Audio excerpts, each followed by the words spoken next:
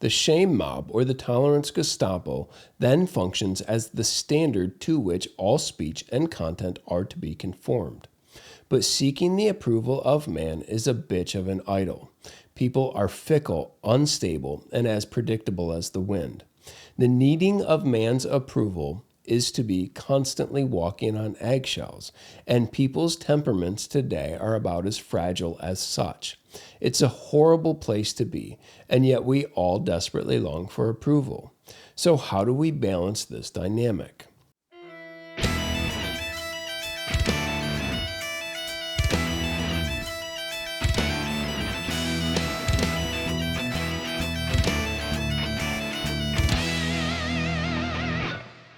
In the digital and social media age, I tell my kids all of the time that if you put yourself out there for public consumption, you have to be prepared to not only receive public praise, but also public ridicule.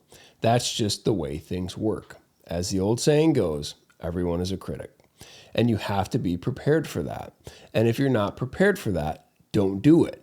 If you have anything worth saying at all, you're probably going to have 20 people that despise your very existence for every one person that likes your stuff. Seems like every week or so, I see some story about a famous online personality or influencer. I think that's what the cool kids are calling them today, that committed suicide. The story usually goes something like this. They posted or shared something that people didn't like, and by didn't like, I mean hated. The online mob then pours on the vitriol and scorn.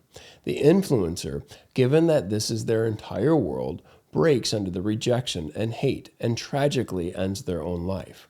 The whole thing is messed up and sad to say the least. The shame mob, or the tolerance Gestapo, then functions as the standard to which all speech and content are to be conformed. But seeking the approval of man is a bitch of an idol. People are fickle, unstable, and as predictable as the wind. The needing of man's approval is to be constantly walking on eggshells, and people's temperaments today are about as fragile as such. It's a horrible place to be, and yet we all desperately long for approval. So how do we balance this dynamic? First, we have to step back and ask ourselves, approval for what and from whom? Both are key. We should want to hear, "Well done, good and faithful servant." We should want to be faithful and work hard and be known as a skilled man who is skillful in all of his work. Bezalel and Aholiab had the Spirit of God upon them, and skillful men serve before kings and not before obscure men. As Christians, we work as unto the Lord. You should want to be good at what you do and take pride in your work. If you are, or at least are in a constant pursuit to that end, what does it matter if you have the approval of man? Sure, we all want everyone to say how super awesome we are, but does that change anything before the Lord if you're doing good work and getting after it? Or, just to up the ante, let's say you're doing good work and getting after it and are hated for it. Again, does that change anything before the Lord? Having people tell you you're awesome is cool, but absolutely unnecessary. And when you come to terms with that, you no longer need that in order to do awesome work, which is liberating to say the least. It should go without saying, so let me say it. This is absolutely necessary for pastoral ministry. So many pastors today have the modus operandi of first, give no offense. They would rather operate under everyone's radar as to not receive the scorn or displeasure of man. This is a fool's errand. First, it is far better to at least be respected for having convictions and be hated than to be hated while also not respected by the same people. Best to have the world hate you, but fear you because you are set ablaze for the Lord, than to be an appeaser which they will never respect nor like, despite their temporary tolerance of you. So consider the whom first. The Lord, and then those who are closest to you, those who love you and want what's best for you. You have to have people close to you that you trust. If those in your inner circle are critical, it doesn't necessarily make them right, but it does mean that you should necessarily listen and carefully weigh what is said by them. If people are critical of you and of your work, that you have never met and don't know you from Adam, they just don't like you, then you would be a fool to take to heart what they say one way or the other.